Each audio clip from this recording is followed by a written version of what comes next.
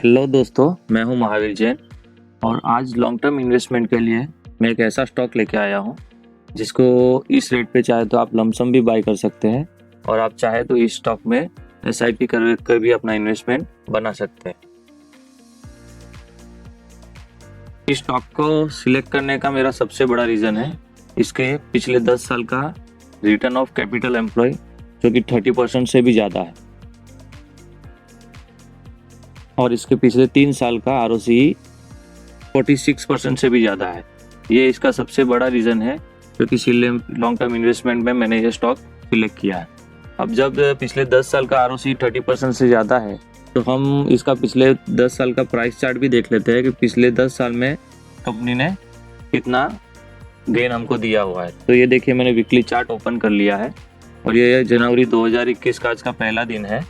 आज जनवरी 2022 का आज पहला दिन है। तो ठीक, आज से 10 साल पहले अगर यानी मैं 2012 में जाऊं तो यहाँ पर ये मेरे को दिख रहा है जनवरी में लगभग 600 के आसपास इसका रेट चल रहा था।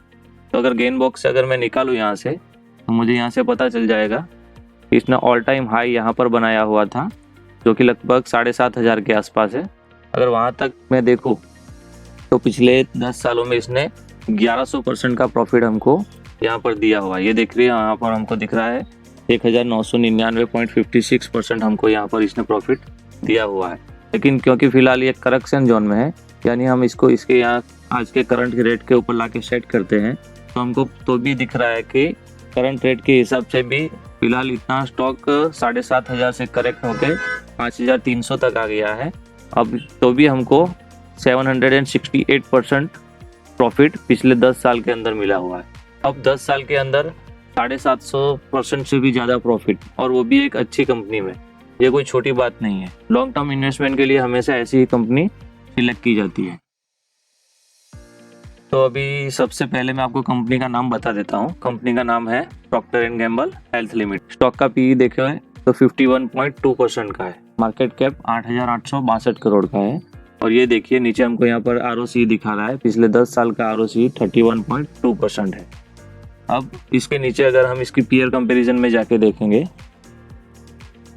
पीयर कंपैरिजन में जाके देखें तो इसी सेक्टर की और कंपनी के हिसाब से इसका नंबर मार्केट कैपिटलाइजेशन के हिसाब से 1 2 3 4 ये 5वें नंबर पे हमारी ये कंपनी है PNG हेल्थ लिमिटेड। लेकिन अगर PE की रेट से हम देखें तो इसी सेक्टर की जो सबसे बड़ी कंपनी है एबट इंडिया, उसका PE 57.69% है। उसके सामने अपनी PNG जो सिलेक्ट की हुई है उसका PE 51.25% है। उसी तरह पिछले 3 साल का ROCE हम देखेंगे तो हमारी कंपनी का ROCE है 46.79% और अभी का करंट का ROCE 29%। इसी तरह हम कंपनी की सेल्स ग्रोथ की बात करें तो पिछले 3 साल का सेल्स ग्रोथ 13% का है, जो कि इसी सेक्टर की एबट इंडिया का पिछले 3 साल का सेल्स ग्रोथ 9% का है। अब एक नज़र हम इसके क्वार्टरली रिजल्ट पे डाल देते हैं। तो ये देखिए, सेल्स हमको दिखा रहा है 2018 से लेकर 2021 तक का, जो कि 204 करोड़, 231 करोड़, 234 करोड़, 225 करोड़, 228, 264, 220, 285 और 273 करोड़। यानी कंपनी ने अपना सेल्स भी मेंटेन करके रखा हुआ है। इसी के सामने इसका हम नेट प्रॉफिट देखेंगे तो यहाँ पर हमको 2018 में 715 करोड़ प्रॉफिट दिखा रहा है। लेकिन ये नहीं है, इसमें अदर इनकम ये 709 करोड़ की शामिल है। अगर ये हम माइनस कर देंगे तो हमको पता चल जाएगा कि यहाँ पर प्रॉफिट सिर्फ 6 करोड़ का था। इसी के फिर आगे देखें तो 41 करोड़, 44, 36, 38, 46, 49, 59 ऐसे करते हुए ये कोरोना में थोड़ा प्रॉफिट कम हुआ था और ओनली 16 करोड़ का प्रॉफिट हुआ था। उसके बाद देखें तो वापस ये पेंडेमिक का टाइम निकल जाने के बाद 34% हुआ है और इसके बाद फिलहाल का 55 करोड़ प्रॉफिट हमको इस क्वार्टर में दिखा रहा है। इसी तरह हम लॉन्ग टर्म का इसका सेल्स देखें तो 2009 में इसका सेल्स 473 करोड़ था, वो 2021 में बढ़ के 1009 करोड़, यानी ऑलमोस्ट लगभग डबल से भी ज़्यादा हो गया है। इसी के सामने इसका नेट प्रॉफिट जो कि 2009 में 65 करोड़ था, वो बढ़कर 177 करोड़ हो चुका है। अब एक नज़र हम डाल देते हैं इसकी शेयर होल्डिंग पैटर्न के ऊपर। प्रमोटर्स के पास 2018 में 51.82% शेयर था, वो फिलहाल सितंबर 2021 में भी सेम ही है। लेकिन FII जो कि फॉरेन इन्वेस्टर है, उसका होल्डिंग 3.67% था। FII ने अपनी होल्डिंग बढ़ाकर 5.88% कर ली। उसी तरह जो डोमेस्टिक DII है उसने भी अपना होल्डिंग 2018 में 7.29% था, वो बढ़ाकर 8.36% सितंबर 2021 में किया हुआ है। पब्लिक के पास जो 37.22% शेयर था वो कम होकर 33.94% रह गया है। यानी हमको दिख रहा है कि ये जो बड़े बड़े खिलाड़ी हैं जनरल पब्लिक के पास से ये सारे शेयर्स इनके पास धीरे धीरे जा रहे हैं।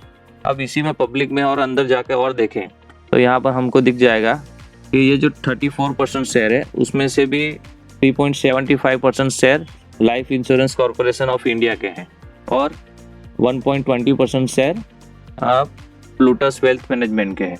यानी इसमें से भी 4 से 5% शेयर कम करेंगे तो जनरल पब्लिक के पास 28 से 29% शेयर ही बाकी रह जाएंगे।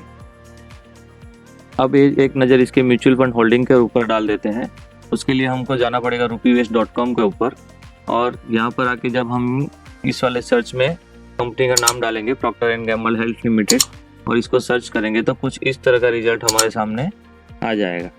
तो ये देखिए टोटल 39 फंड हाउस है जिसने इसके अंदर अपनी होल्डिंग बना कर रखी हुई है और ये पिछले 4 महीने का उनका होल्डिंग का डेटा है।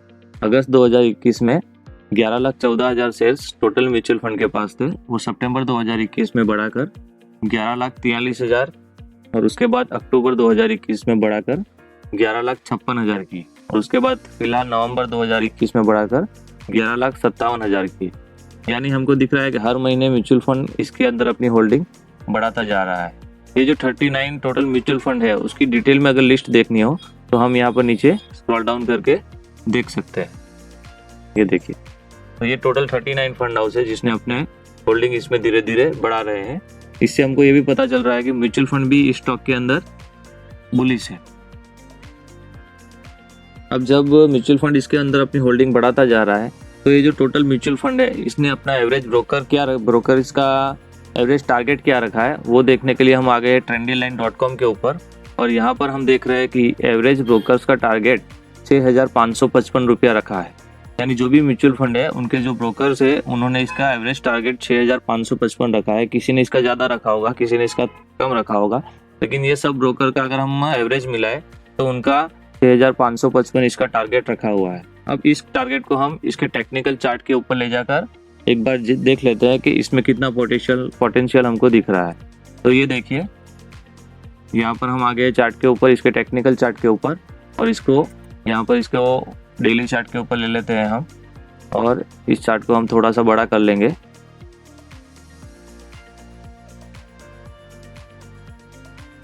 तो ये देखिए यहाँ से अगर हम गेन बॉक्स की ये बनाकर देखते हैं तो 6,555 तक हमको 6,555 यहाँ पर आ रहा है। ये देखिए 6,500 तक 25% गेन हमको करंट प्राइस के हिसाब से यहाँ पर दिख रहा है।